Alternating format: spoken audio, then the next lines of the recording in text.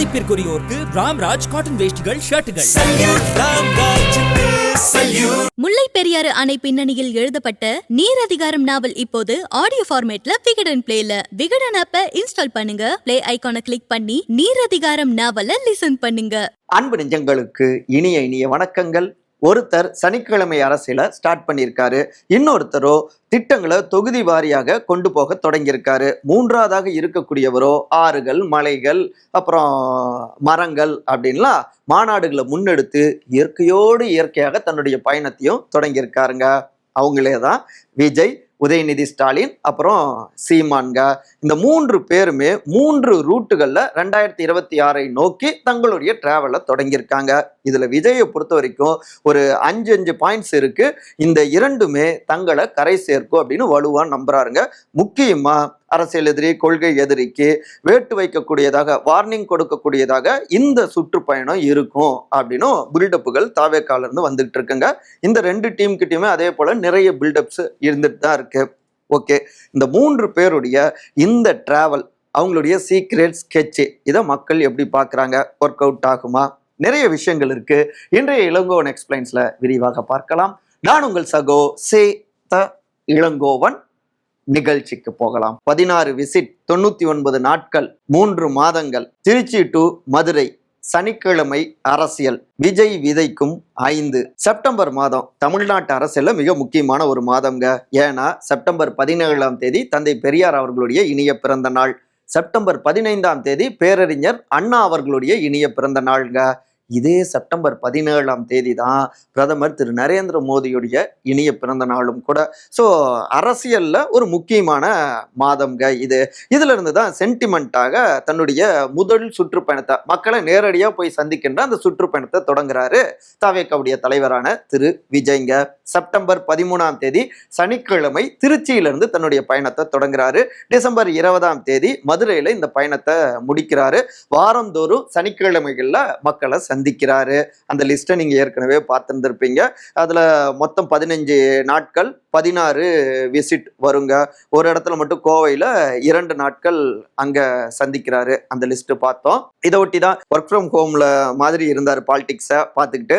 இப்ப சனிக்கிழமை மட்டும் மக்களை சந்திக்க வராரா அப்படின்னு விமர்சனங்கள் ஒரு பக்கம். ஆனா விஜய் அவருடைய டீம் அதை பத்திலாம் கவலைப்படாம பக்காவா ஸ்கெட்ச் போட்டு தான் தங்களுடைய பயணத்தை அவங்க தொடங்குறாங்க.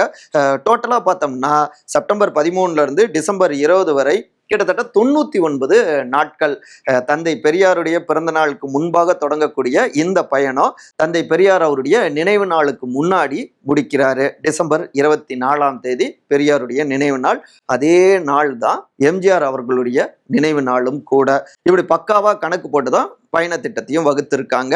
இப்ப இருந்தே தொடர்ந்து மக்களை சந்திக்கிறப்ப நிறைய அளவுல கூட்டங்கள் சேரலாம் அப்படின்னு சில விஷயங்களுக்காகவும் சனிக்கிழமை அப்படின்னு வீக்கெண்ட்ல இதை வச்சிருக்காங்க அப்படின்லாம் சில கருத்துகள் வட்டமடிக்குது. இன்னொரு பக்கம் தேர்தல் நெருங்குறப்ப தினந்தோறும் பரப்புரை அப்படிங்கிற மாதிரி வச்சுக்கலாம். இப்ப இந்த மாதிரி இருக்கிறது தான் முழுமையாக தமிழ்நாட்டை கவர் பண்ண மாதிரி இருக்கும் அப்படின்னு சில காரணங்கள் அடுக்கப்படுதுங்க. இந்த பயண திட்டத்தில் தொகுதி வாரியாக என்ன பேச போறாரு, என்ன திட்டமிட்டு இருக்காங்க, முக்கியமாக 5 விஷயங்களை அடுக்குறாங்க. முதலாவதாக மாவட்ட பிரச்சனைகள். அதுல குறிப்பா ஏதாவது ஒரு தொகுதியில பிரதான பிரச்சனை இருக்கும் இல்லையா, அதை ஹைலைட் செய்து பேசுவது. இரண்டாவதாக அந்த மாவட்டத்தில் செல்வாக்கு செலுத்துகின்ற ஆளுங்கட்சி, குறிப்பாக அங்க சிட்டிங் மினிஸ்டர்ஸ் இருந்தா அவங்கள டார்கெட் செய்வது. இப்போ உதாரணமா சொல்லணும்னா திருச்சி எடுத்துக்கிட்டோம்னா அங்க அமைச்சர், சீனியர் அமைச்சர் திரு KN நேரு. இன்னொரு பக்கம் மற்றொரு அமைச்சர் திரு அன்பில் மகேஷ் பொய்யாமொழி, அவருக்கு திருச்சி தான் மாவட்டம். 2 பேரையும் டார்கெட் செய்வது. மூன்றாவதாக திமுக ஆளுங்கட்சியாக அவங்க வருவதற்கு முன்பாக என்னென்ன வாக்குறுதிகள் கொடுத்தாங்க, எந்தெந்த வாக்குறுதிகளை நிறைவேற்றி இருக்காங்க, எதையெல்லாம் அவர்கள் நிறைவேற்றவில்லை அப்படின்னு பட்டியல் போட்டு அவர்களை அம்பலப்படுத்துவது, ஏமாத்தி இருக்காங்க ஜனங்களை அப்படின்னு. நான்காவதாக இதற்கு மாற்றாக அந்த தொகுதி ரீதியிலாக இருக்கக்கூடிய பிரச்சனைகளோ இல்ல மாவட்ட ரீதியிலாக இருக்கக்கூடிய பிரச்சனைகளையோ தீர்க்கக்கூடிய வகையில சில வாக்குறுதிகளை விஜய் முன்வைக்கலாம். இந்த திட்டத்தை நாங்க செஞ்சு கொடுப்போம் அப்படின்னு அந்த வட்டார பிரச்சனைகளை ஹைலைட் செய்து தீர்வை நோக்கி அவரு சில விஷயங்களை பதிவு செய்யலாம்.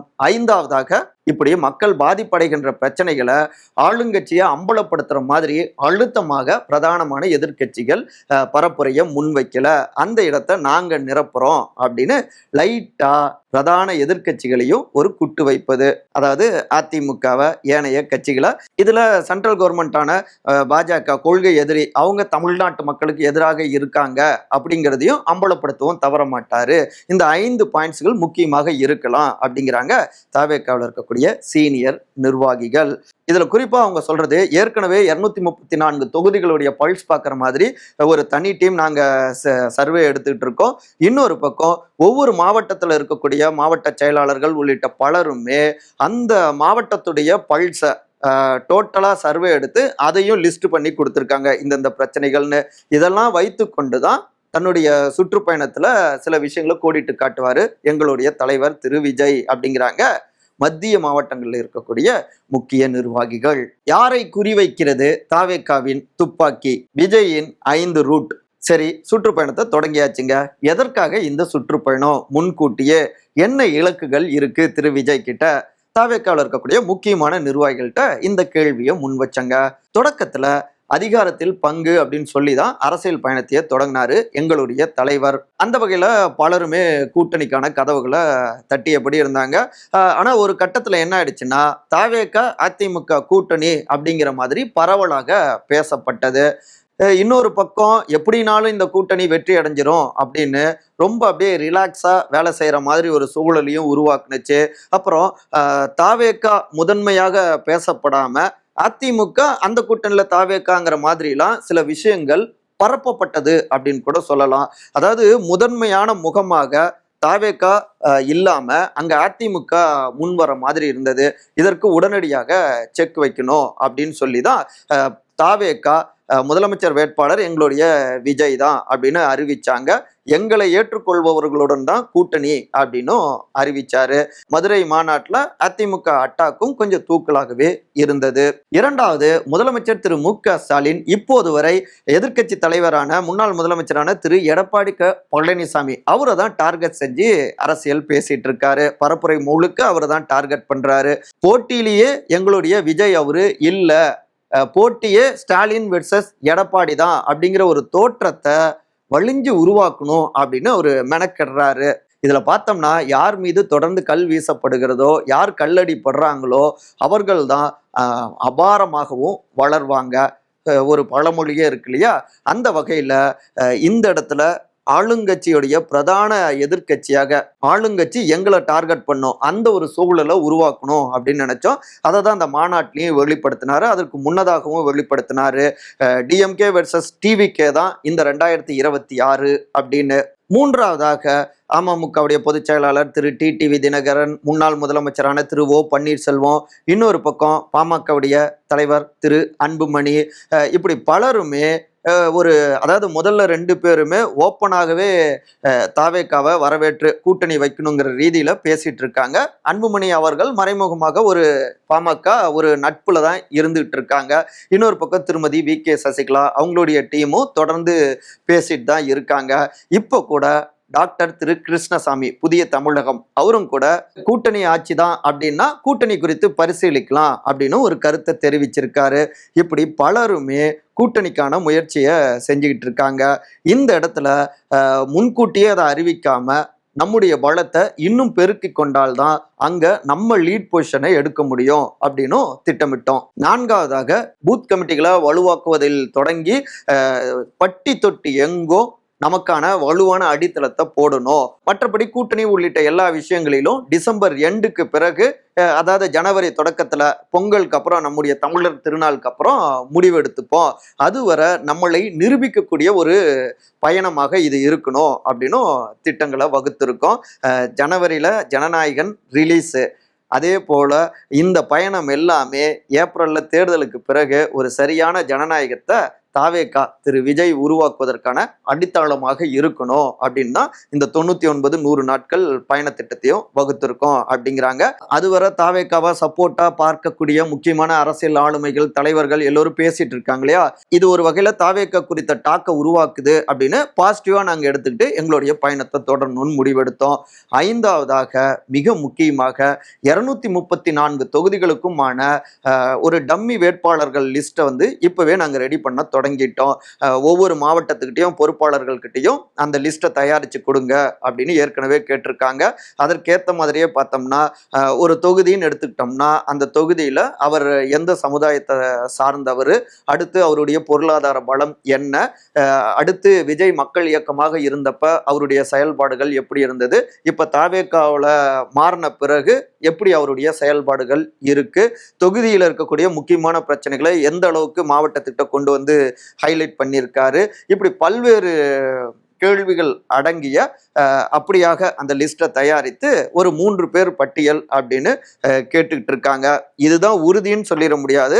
ஆனா தாவேக்காவில் யாரெல்லாம் ஆர்வத்தோடு இருக்காங்க, அவங்களுடைய செயல்பாடுகள்லாம் எப்படி இருக்கு அப்படின்னு ஃபைனல் லிஸ்ட் தயார் செய்யறப்ப இது உதவிகரமா இருக்கும்.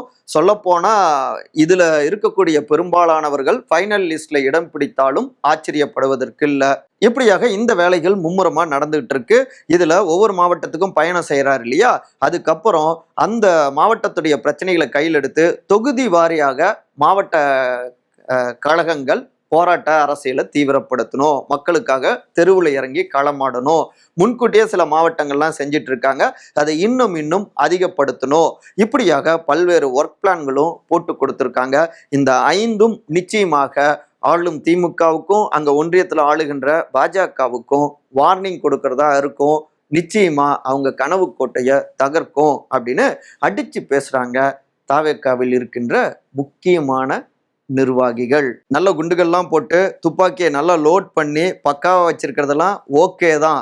ஆனா டார்கெட் முக்கியம். அதை விட முக்கியம் குறி தவறாம கை நடுங்காம அந்த டார்கெட்டை அடிக்கணும். இதுலதான் இருக்கு அசலான திறமையை எப்படி கையாள போகிறார் விஜய் என்பதை பொறுத்திருந்து பார்ப்போம். இளைஞர்களுக்கு 40 சீட்டுகள், விஜயை ஓரம் கட்ட எடப்பாடியை டார்கெட் செய்யும் உதயநிதி தொகுதி வாரியாக மக்களை சந்திக்க சுற்றுப்பயணத்தை தொடங்கிட்டாரு. துணை முதலமைச்சரும் திமுகவுடைய இளைஞரணி செயலாளருமான திரு உதயநிதி ஸ்டாலின்க. குறிப்பாக காஞ்சிபுரத்துலேயும் பேசினாரு. ஒவ்வொரு தொகுதியிலையும் மாவட்டத்திலையும் எந்த அளவுக்கு திட்டங்களை திராவிட மாடல் அரசு கொண்டு போயிருக்கு, அதனால மக்கள் எந்த அளவுக்கு பயன் பெற்று இருக்காங்க அப்படின்னு அதை அடுக்கிறாரு. குறிப்பாக இளைய சமூகத்தினர், மகளிர், பெண்கள் எந்த அளவுக்கு பலன் பெற்று கொண்டு இருக்காங்க, மீண்டும் ஆட்சி பொறுப்புக்கு வந்தா பெண்களுக்கு வேற என்னென்னலாம் நன்மைகள் கிடைக்கும், இளைஞர்களுக்கு என்ன நன்மைகள் கிடைக்கும் அப்படின்னு அந்த திட்டங்களை பட்டியலிட்டு தன்னுடைய பரப்புரையை முன்வைக்கிறாரு. உதாரணமாக காஞ்சிபுரத்துல பேசினப்ப மகளிர் உரிமை திட்டத்தால கிட்டத்தட்ட 1,15,00,000 பெண்கள் பலன் பெறுகிறார்கள். இந்த காஞ்சிபுரம் மாவட்டத்திலேயே 1,73,000 பெண்கள் பயன் பெற்று வருகிறார்கள். இப்ப விண்ணப்பங்கள்லாம் வாங்கிட்டு இருக்கோம். எல்லா மகளிருக்கும் இந்த உரிமை தொகை கிடைக்கிற மாதிரி அடுத்தடுத்து நாங்க பிளான்களை வச்சிருக்கோம் அப்படின்னு பாசிட்டிவையும் பதிவு செஞ்சிருக்காரு உதயநிதி ஸ்டாலின்க. இரண்டாவதாக இதை காரணம் காட்டியே அதிக அளவுல இளைஞர்களுக்கு வாய்ப்புகளை எதிர்பார்க்கிறாரு. இப்ப போன தேர்தல் எடுத்துக்கிட்டோம்னா 2021 திமுக கூட்டணி கட்சிகளுக்கு சுமார் 57 தொகுதிகளை ஒதுக்குனாங்க. இவங்க 177 தொகுதிகளில் போட்டியிட்டாங்க. இந்த முறை கூட்டணி கட்சிகள் அதிக தொகுதிகளை எதிர்பார்க்குறாங்க. ஆனால் போன தடவை போலவே கூட்டணி கட்சிகளுக்கு குறைவான எண்ணிக்கையில் அடைக்கணும் அப்படின்னு ஒரு வேலைகள் ஓடிக்கிட்டு இருக்கு. 2 பக்கமும் மாறி மாறி கணக்கு போட்டு அரசியலை முன்வைக்கிறாங்க. இதுல உட்கட்சிக்குள்ளார உதயநிதி ஸ்டாலின் அவரை பொறுத்த வரைக்கும் 1/3 பங்காவது இளைஞர் அணிக்கு, இளைஞர்களுக்கு, மாணவர் அணியினருக்கு கொடுக்கணும் அப்படின்னு, அதாவது அவருக்கானவர்களுக்கு கொடுக்கணும் அப்படின்னு எதிர்பார்க்கிறாரு. இப்போதைக்கு குறைவில்லாம 40-50 சீட்டுகள் உதயநிதி கோட்டாவுக்கு ஒதுக்கப்படணும் அப்படின்னு எதிர்பார்க்கிறாங்க. இதற்கு ஒரு வகையில இளைஞர்கள், மாணவர் அணியினர், இளைஞர் அணியினர் உள்ளிட்ட பலருமே விஜய்க்கு ஒரு வகையில் நன்றி தெரிவிக்கிறாங்க. ஏன்னா விஜயுடைய வருகை அங்க அதிக அளவுல இளம் பட்டாளம் பயணிக்குது. இன்னொரு பக்கம் கிட்டத்தட்ட 87 லட்சம் புதிய இளைய சமூகத்தினருடைய வாக்குகளும் இருக்கு. பல்வேறு தேர்தல்கள்ல வெற்றி தோல்வியை தீர்மானிக்கிறதுல இளைஞர்களுடைய பங்கு முக்கியமா இருக்கு. போன தேர்தலையே பார்த்தோம்னா கிட்டத்தட்ட 25 தொகுதிகள் பார்த்தோம்னா வெறும் 5000 வாக்குகளுக்கும் குறைவாகத்தான் வெற்றி தோல்வி நிர்ணயம் செய்யப்பட்டிருக்கு. அந்த 5000 வாக்குகள் ஒவ்வொரு தொகுதியிலையும் இளைய சமூகம் நெகட்டிவா போட்டுட்டா அது ஆளுங்கட்சிக்கு ரொம்ப பாதிப்பை ஏற்படுத்தும். இதை தடுக்க அதிக அளவிலான புதியவர்களுக்கு, இளைஞர்களுக்கு, அதுல பெண்களுக்கு முக்கியத்துவம் கொடுக்கணும் அப்படின்னு தன்னுடைய கோட்டாவை அதிக அளவுல வலியுறுத்துறாரு அப்படின்னும் அறிவாலய வட்டாரங்கள்ல, அன்பகம் வட்டாரங்கள்ல தகவல்கள் வருதுங்க.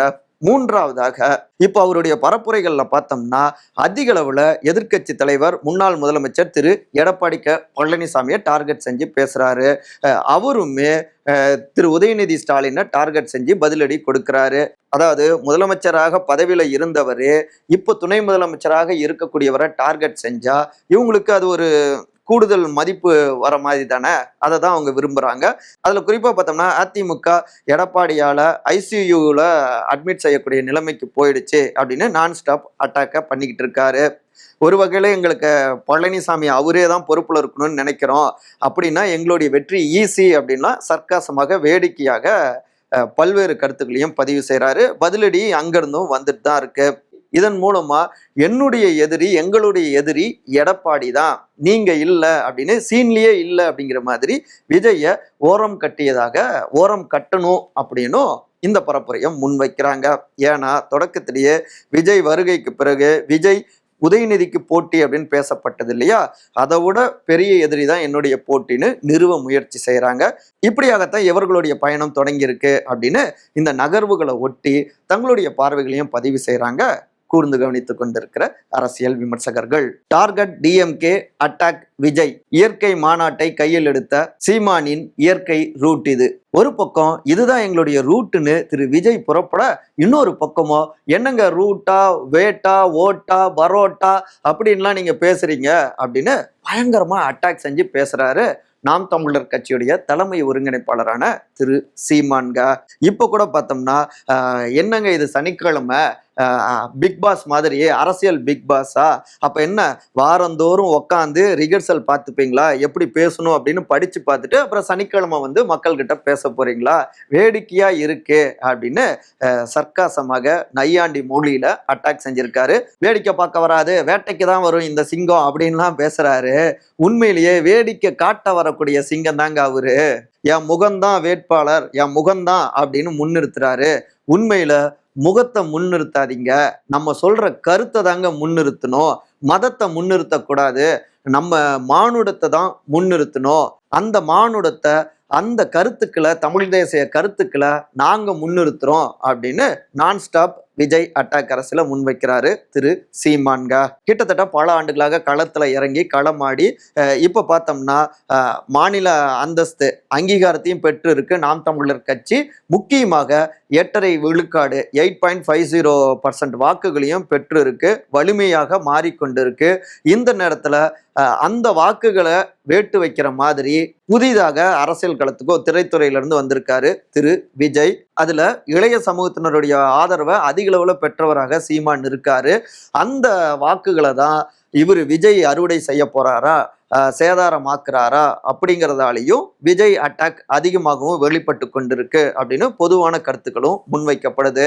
அதே நேரத்துல தாவேக்கா தரப்பெல்லாம் என்ன சொல்றாங்கன்னா, ஏங்க என்னைக்கு இவர் சீமான் முதலமைச்சரை போய் சந்திச்சாரோ அதுக்கப்புறம் இவருடைய டோன் மாறி இருக்கு, அதிகமாகவே அதிக அளவுல எங்களுடைய தலைவரை டார்கெட் செஞ்சு பேசுறாரு.